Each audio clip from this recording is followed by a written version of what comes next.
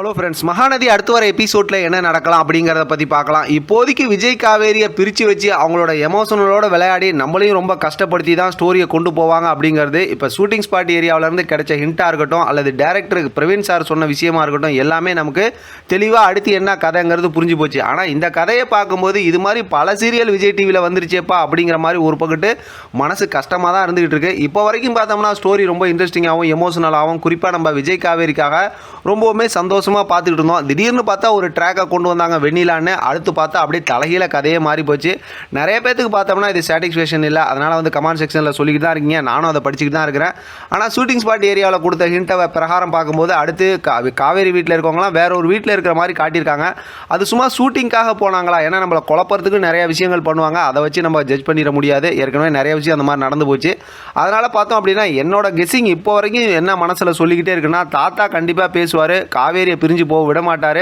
ஆனால் விஜய் காவேரி ரெண்டு பேரும் பேசிக்காமல் இருப்பாங்க. அதாவது அவங்க ரெண்டு பேரும் பார்த்தா அந்த ஈகோ கிளாஸில், ஏன்னா இன்றைக்கி இவ்வளோ பக்கத்தில் இருந்தே ரெண்டு பேரும் பேசிக்கல, அந்த ஈகோ கிளாஸ்லேயே அப்படியே இருப்பாங்க. அதே போல் பார்த்தோம்னா காவேரியோட ஃபேமிலியில் இருக்கவங்களாம் அந்த வீட்டில் தான் இருப்பாங்க அப்படிங்கிற மாதிரி தான் என்னோட மனசு சொல்லுது.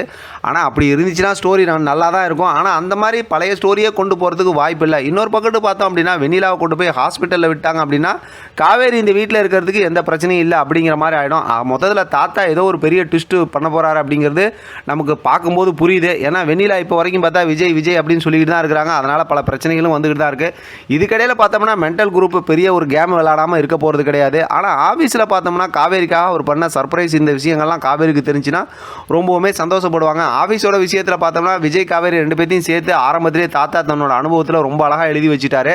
அதனால் பார்த்தா காவேரி விஜய் அவ்வளோ சீக்கிரம் பிரித்து அப்படிலாம் கொண்டு போயிட முடியாது. ரெண்டு பேருமே புரிதலோடு இருந்தாலும் ஸ்டோரியை பொறுத்த வரைக்கும் ஒன்று சேர முடியாத மாதிரி ஒரு மாதிரி எமோஷனல் ஸ்டோரியை கொண்டு போவாங்க அப்படின்னு சொல்லியிருக்கிறதுனால அடுத்து காவேரி பிரெக்னென்ட் அப்படி இப்படிங்கிற அந்த விஷயம்லாம் ஸ்டோரிக்குள்ளார வர வரைக்கும் பார்த்தோம்னா நமக்கு இந்த எமோஷனல் மூமெண்ட் தான். இதுக்கடையில் பார்த்தோம்னா நிவின் குமரனை வச்சு அப்படி இப்படின்னு ஒரு மாதிரி ஸ்டோரியை மூவ் பண்ணி கொண்டு போவாங்கன்னு வச்சுக்கலாம். ஏன்னா அதுக்கப்புறம் இந்த மென்டல் குரூப்புக்கும் கொஞ்சம் வாய்ப்பு கொடுத்தாவணும்ல சீரியலில். அதனால் பார்த்தோம்னா அஜய், ராகினி, அன்பரசு, பசுபதி இவங்கெல்லாம் கொஞ்சம் கேம் ப்ளே பண்ணுவாங்க. இடையில பார்த்தோம் அப்படின்னா நம்ம விஜய் காவேரியோட எமோஷனல் காட்டுவாங்க. இதுதான் அடுத்த ஸ்டோரியாக இருக்க போகுதுங்கிறது நமக்கு ஒன்லைனில் தெரிஞ்சாலுமே இருந்தாலும் அதை எப்படி சுவாரஸ்யமாக கொண்டு போகிறாங்க, என்னதான்ப்பா பண்ணுறீங்க, ஏன்ப்பா எங்களை போட்டு அளவு விடுறீங்க அப்படிங்கிற மாதிரி தான் நமக்கு அப்பப்போ தோணிக்கிட்டு இருக்கு. பார்க்கலாம், நாளை மறுநாள் ஞாயிற்றுக்கிழமை வரக்கூடிய ப்ரொமோ வச்சு அடுத்த ஸ்டோரி என்னன்னு பார்க்கலாம். முடிஞ்ச வரைக்கும் நாளைக்கு 2 ப்ரொமோ பேசலாம்.